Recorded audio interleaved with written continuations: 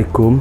Nama saya Hassan ataupun Hassan bin Muhammad Tola. Saya ini Ketua Pertubuhan Bunga Raya Group untuk Pendidikan, satu organisasi masyarakat yang fokus kepada pendidikan di Patani, dan juga saya selaku setiausaha Civil Society Assembly for Peace ataupun CAP, satu badan payung untuk semua badan-badan NGO yang mana ada di hujung selatan Thailand.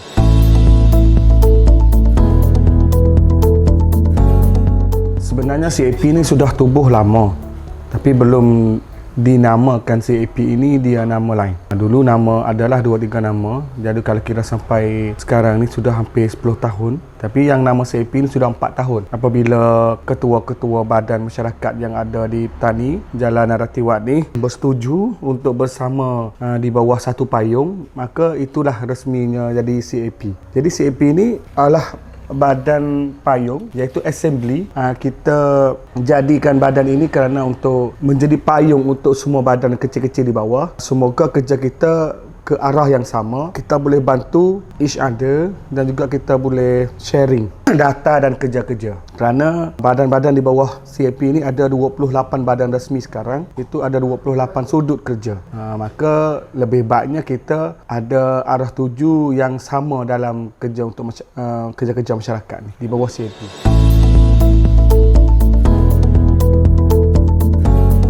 Alhamdulillah, setelah tubuh CAP boleh berjalan dengan lancar. Kerana CAP itu kita rasmi dan kita public, dan juga kita ada pengurusan kerja di bawah CAP itu jelas. CAP itu ada 8 komisi semua. Ada komisi politik dan undang-undang, ada polisi wanita dan kanak-kanak, ada komisi anak muda, ada komisi agama dan budaya, ada komisi sumber alam, ada komisi politik, lepas tu ada komisi kesihatan dan juga komisi sukan dan olahraga.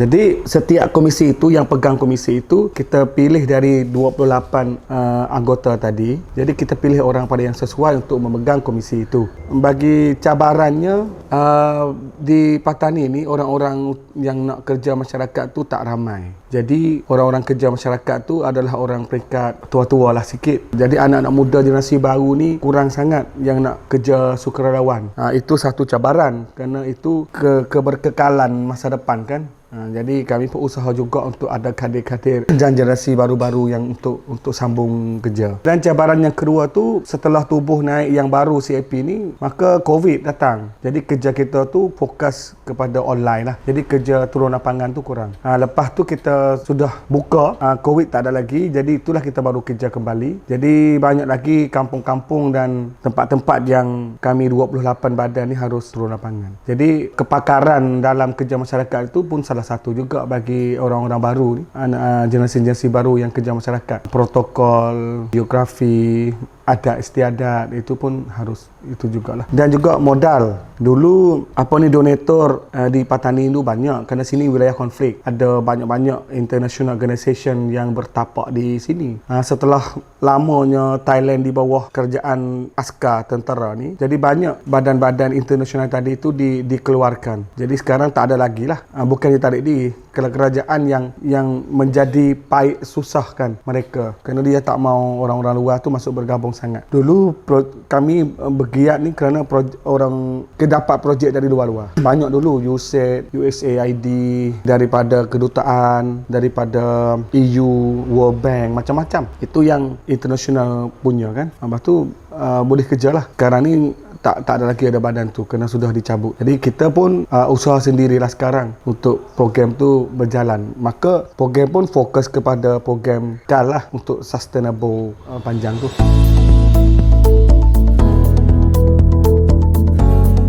Kalau projek-projek gini ni, kami utamakan projek ekonomi, pembangunan ekonomi. Kerana hal ini yang paling penting untuk kehidupan orang dalam masyarakat. Jadi kita banyaklah bangun ekonomi grassroots, dan juga kita ada kempen seperti orang Patani makan beras Patani. orang Melayu beli kedai Melayu. Melayu Islam ni sama lah sini tu. Sebut Melayu tu Islam dah lah. Jadi kita utamakan beli barang di kedai sama Islam dulu. Tu salah satu kalau beli. Dan juga kita ada program sawah padi. Jadi anak-anak muda sekarang pun banyak turun kat kampung dan juga menggalak tempat-tempat yang dah tinggal sawah. Itu. Maka kita dapat kumpul padi di banyak tempat dan kita buat jaringan, kita buat grup. Ini untuk security makanan kan, untuk kita. Jadi kita buat stok padi di siap kampung tu ada banyak lah. Dari banyak kampung kita yang ada beras tengah, kita panggil. Beras untuk tengah. Kita ada rumah padi kos untuk kampung. Jadi yang milik beras dan padi itu warga kampung semuanya. Di bawah masjid atau bawah sekolah agama dalam kampung.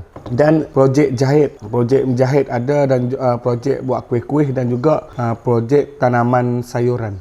Itu pun banyak. Jadi alhamdulillah sekarang ni kita boleh mengurangkan import sayur-sayuran daripada wilayah atas Bangkok. Ini jelas apabila kita ada projek ni, jadi duit atau wang orang kampung tu boleh tahan lah, boleh simpan lah sikit. Dan juga kita bagi ilmu. Kita ada tim anak-anak muda kita, orang kerja bahagian ekonomi dan wanita ni. Kita turun kat kampung, kita bagi ilmu akademik lah sedikit untuk mereka ni tahu bahawa walaupun jimat sedikit seorang, tapi apabila kumpul tu jadi besar. Itu masih berjalan sampai hari ini.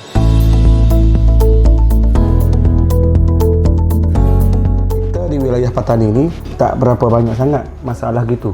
Satu, orang petani tak ramai yang belajar di universiti dalam negeri. Ramainya di Timur Tengah, di Indonesia gitu ramai. Mereka balik ke rumah jadi cikgu, jadi ustaz sekolah-sekolah agama. Maka mereka adalah asas-asas tu. Kalau beda dengan yang kerja sama kerajaan tu, yang semakin hari semakin mikir untuk nak tambah bintang gitulah. Kebanyakan lah, bukan semuanya. Maka masalah gini ni bukan masalah besar bagi sini, seperti di London di Malaysia kan. Dan juga kami ada program anak muda banyak. Kalau kita tengok anak-anak muda sudah jadi budaya sini, setiap kampung akan ada persatuan anak muda. Bahkan ada persatuan muda-mudi. Seperti hari raya ketiga, 2 hari lepas hari raya tahun lepas, kami buat kumpul anak muda yang berpakaian Melayu, seragam Melayu itu 13,000 orang keluar pada satu hari satu masa sekaligus. Pemudi pun datang 5,000 orang. Jadi hampir semua tu 20,000 orang. Dan tahun ni rasanya lebih besar lagi. Dan anak-anak muda tu dia punya jaringan dan kita ada aktiviti yang menjaringkan semua jaringan itu. Tu alhamdulillah lah, anak muda masih okey, dan juga mereka boleh jaga-jaga masyarakat, jaga-jaga maksiat, yang mana ada lagi anak-anak muda yang masih lagi dalam kegelapan. Tapi kalau yang punca, kalau kita lihat bagi anak-anak muda yang tidak banyak peduli kepada masyarakat, tak balik kampung tu kan, sini sedikit. Puncanya mungkin mereka ini kurang bergaul dengan jaringan persatuan pemuda tadi, muda-mudi tadi, dan juga mereka mungkin ada something dalam attitude mereka tu untuk menjadi besar mengikut kerajaan. Tapi sini kurang tak banyak, bukan masalah besar lah. Dan juga mereka tak ada pengaruh dalam masyarakat. Mereka jadi setakat mereka saja nak jadi besar. Tapi orang sini, walau orang tu jadi orang besar setakat mana pun, kalau tak turun kampung, orang sini tak dengar. Jadi sini alhamdulillah orang kampung masih lagi kedebel lah, kalau sebut bahasa sini. Lebih kedebel daripada orang-orang itu tadi. Ini jelas kalau di petani. Kalau orang yang tak peduli masyarakat, buat kedebel, buat tengok di kampung, dia mau lempar batu lah. Itu istilah gitu lah. Hal ini memang jadi hal yang besar. Jadi hal orang-orang dalam masyarakat membincangkan. Pihak-pihak agama pun, pihak-pihak jabatan agama pun seriuslah dengan hal ini. Kerana seumur hidup kami ini tak pernah lagi tengok di Thailand ni ada polisi dan pengesahan undang-undang begini. Seperti pengesahan air ketum dan ganja tu jadi legal kan, jadi bebas. Jadi sepanjang jalan tu ada orang jual. Rebus siap-siap, campur siap-siap, itu terlalu bebas. Kerana terlalu bebas inilah, jadi akses untuk dapat benda tu pun mudah bagi anak-anak muda yang kurang ilmu, yang kurang sedar, yang kurang tahu tentang impaknya daripada kesannya daripada kegunaan itu tu, dia pun pakailah gunalah. Maka kita dapat jumpa banyak kes pembunuhan ibu bapa kerana tagih barang ni kan, tak ada duit, ni bunuh orang tua. Kes yang paling banyaknya kes curi barang orang kan. Jadi semua faktor tu curi untuk jual barang tu, pergi beli air ketu dan ganja. Sudah jadi adik. Sebenarnya ini berlaku seluruh Thailand sebenarnya. Tapi jelah kena faham kata Thailand ni di bawah kerajaan askar yang tak punya otak banyak. Gitulah. Dia pun begitulah. Dan juga polisi kahwin sama pasang tu pun dah legal dah di Thailand ni. LGBTQ tu kan. Jadi laki-laki boleh kahwin sama laki, perempuan boleh kahwin sama perempuan. Itu disahkan. Dulu secara adat saja, juga hukum undang-undang tak sah. Maknanya nak bagi harta, nak apa tak boleh lah. Tapi sekarang dah boleh. Tu ramailah kita nampak TV. Ini akibat juga bagi anak-anak muda beberapa orang tu di sekolah-sekolah tu nampak keluar watak dan kelakuan LGBT. Jadi mereka rasa senang. Itu pun ada juga. Ada pertandingan lady boy, dia tu jadi bebas. Banyaklah kerana dia rasa tak malu. Dan juga ada polisi prostitusi. Mana kata perempuan tu boleh jual tubuh. Itu pun dulu di kawasan tertentu, orang tertentu yang disahkan tu. Tapi sekarang siapa saja boleh. Maka kita jumpa banyak kes orang-orang Melayu sendiri yang hidup hariannya kerja begitu. Yang lelaki tu lelaki kalau muslim tak ada. Kalau yang bukan muslim tu ada kes-kes juga yang kita jumpa. Tak berlaku di wilayah kita. Di wilayah kita lagi. Tapi kalau yang perempuan tu dah temu dah. Saya sendiri pun ada pengalaman tu dah. Ketika kita siasat dan kita cek tu kan, jumpa banyak juga orang-orang Melayu Muslim kita ni yang kerja begitu. Asbabnya ekonomi. Dia kata tak tahu nak kerja apa. Kerja susah, maka kerja ni sajalah. Kita tanya pasal maruah dan agama, hukum. Dia pun tahu kata dosa tapi tak apalah. Dia kata jadi macam itulah, jadi tak berapa herau dengan itu. Mungkin dia kurang ilmu, kurang. Lepas tu polisi berjudi online. Itu pun dah bebas. Sekarang ni banyaklah orang-orang yang tagih dengan judi dan habis duit kerana judi online. Itu pun ada. Dan juga undang-undang sini sebut goreng anak. Maknanya mengandung, perempuan tu mengandung dan kadang kita rasa tak mau lahir kan. Kita pergi gugur. Dulu salah sini, tak boleh. Sekarang ni disahkan. Di Thailand, semua orang tahu. Itu menyebabkan jadi anak-anak muda ni beranilah. Kalau tahu kata mengandung, pergi keluar. Dulu kena cari klinik-klinik yang curi, ilegal. Curi buat kan, bayar mahal pun tak apalah, mereka tak mahu anak. Sekarang dah boleh buat untuk undang-undang. Jadi sekarang ni anak-anak muda ni ramailah yang rasanya zina tu tak akan jadi masalah sangat. Mereka beranilah kalau mengandung, buang saja. Itu masalah. Ini akibat daripada pengeluaran undang-undang baru dari Thailand. Semua dah 10. Ada lagi 4 sedang dalam proses. 4 lagi tu lucah. Ya pun di Thailand sekarang pun dah bebas. Ya bebas. Kalau kita tekan mana kat Google ke apa, dah keluar semua dah. Tapi nak bebas lagi. Jadi sekarang tu bebas. Kalau iklan pun, kita tengok benda lain pun, iklan pun ada iklan lucu pun dah keluar. Jadi kata Thailand ni mudah sangat. Kita tekan apa saja pun dah penuh keluar. Itu pun sebenarnya ini jadi kita jadi kerajaan, tapi mempermudahkan hal ini ya bukanlah. Kita harus menyekat hal ni, jangan jadi terlalu mudah sangat access to get information gini ni. Itu yang dalam proses hak kerajaan. 3 lagi ada, saya nak ingat ni belum keluar lah. Rasanya tentang kegunaan komputer satu, undang-undang membenarkan kita dapat data orang lain tu. Itu kes keamanan. Ini tentera lah yang didakwa. Jadi ada orang yang bangkang kata ini tak boleh, ini hak peribadi. Itu pun masih dalam perbincangan lagi lah. Tapi untuk kami orang petani ni dah guna dah yang tu. Jadi kita semua kalau nak buka SIM card kena tekan ibu tangan, kena diambil DNA. DNA sini senang sangat bagi orang Melayu. Ramai dah kena ambil DNA.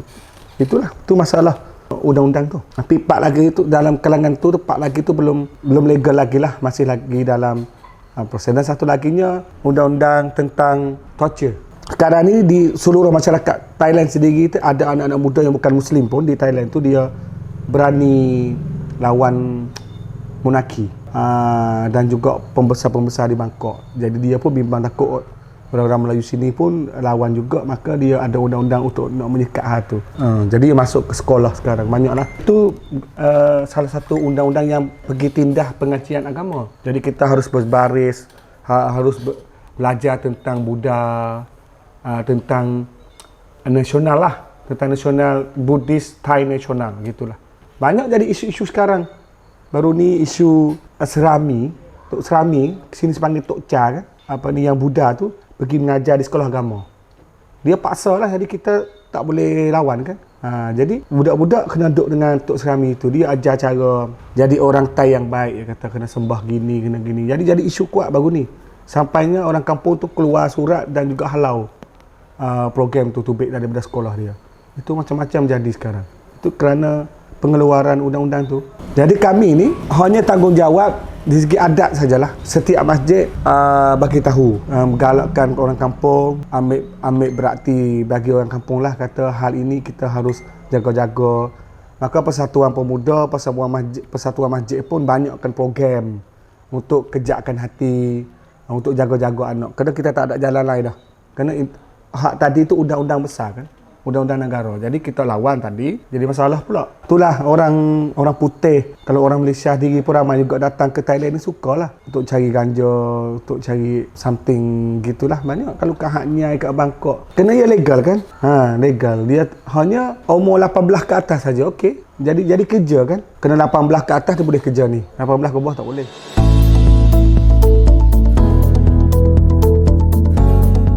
Jadi suasana Ramadan di Selatan Thai ni memang meriah. Kita sangat suka dengan bulan Ramadan. Kita dapat lihat sebelum datang Ramadannya, sini ada kegiatan penyambutan Ramadan. Setiap kampung ada paradakan.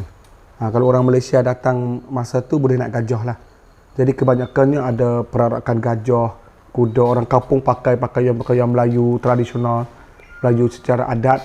Lepas tu ada pertandingan sukan-sukan kampung. Malam tu ada pertandingan nasyid, nyanyi. Itu boleh kata 80% kampung yang ada di Selatan Thai ni laksanakan. Menyambut Ramadan, menyambut Muharram, itu Daum Maulidin Nabi. Biasanya Muharram lah, Ma'al Hijrah. Seperti tahun lepas tu kita buat sangat besar Ma'al Hijrah.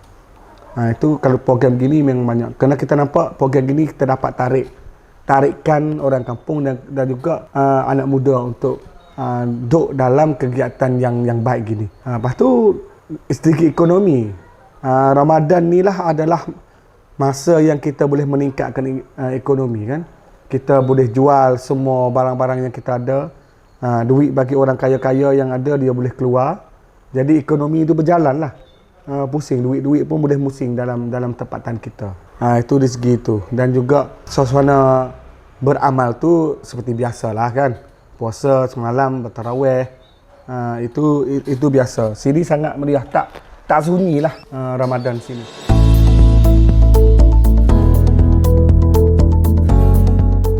Okey, alhamdulillah.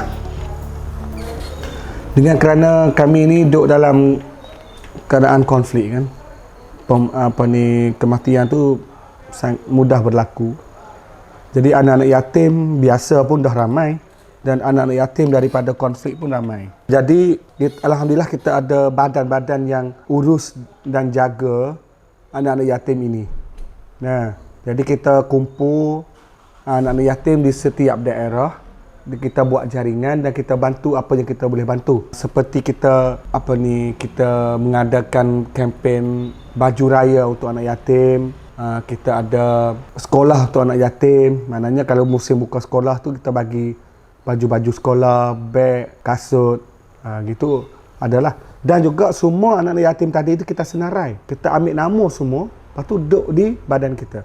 Nanti donator ataupun ada siapa-siapa ya yang nak bantu anak yatim, kita pun boleh bagi tu nama ni. Ini dah dapat, yang donator lain datang pula, bagi yang ni pula. Jadi kita boleh meratakan, rata-rata dan semua adil lah. Boleh semua, kita tak tuju ke mana yang di mana-mana tempat satu saja tak. Jadi kita boleh meratakan, bersepada. Selain pada tu juga kita pun usaha juga untuk kehidupan anak yatim tu pun aman, harmoni. Jadi kita buat program pula dengan ibunya. Ibu anak yatim tadi, seperti program-program untuk mengangkat ekonomi tadi, kebanyakan kita buat dengan ibu tunggal tadi. Kerana kita nak jaga hati dan perasaan anak yatim tadi. Kalau ibunya lemah, ibunya tak ada duit kan, masalah itu jatuh kepada anak juga. Kerana bapa tak ada kan. Jadi kita ada badan pula yang untuk urus hal ibu tunggal. Untuk urusan sekolah, kita ada badan pula untuk bantu hal pengurusan sekolah. Setakat ini alhamdulillah lah, badan kita dah cukup, badan kita sudah ada, dan kita pun sudah berjalan setakat mampu yang kita ada lah. Itu saja.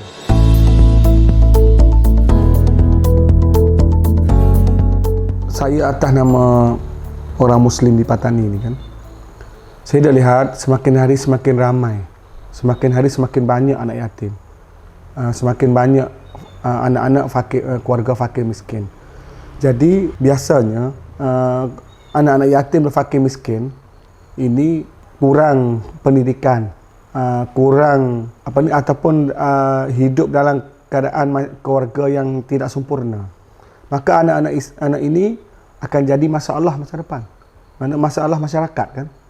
Jadi tak belajar, tak ada ilmu, maka dia akan jadi berlaku kes-kes kriminal itu. Maka masyarakat itu teruk lagi, lebih teruk lagi. Apatahnya kalaunya kita ni kerja-kerja bantu anak yatim. Lain pada agama kita sudah menggalakkan kerja anak yatim ni pahalanya berganda, dan juga kita boleh bina manusia dari sudut ini. Jadi kita bantu mereka ini, semoga mereka ini jadi orang yang berguna dan juga orang yang boleh bakti balik kepada masyarakat. Itu yang akan buat masyarakat kita harmoni.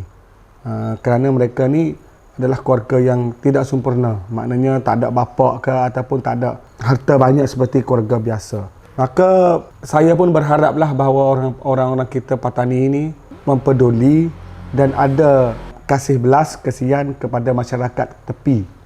Juga negara-negara jiran kita pun sama kan.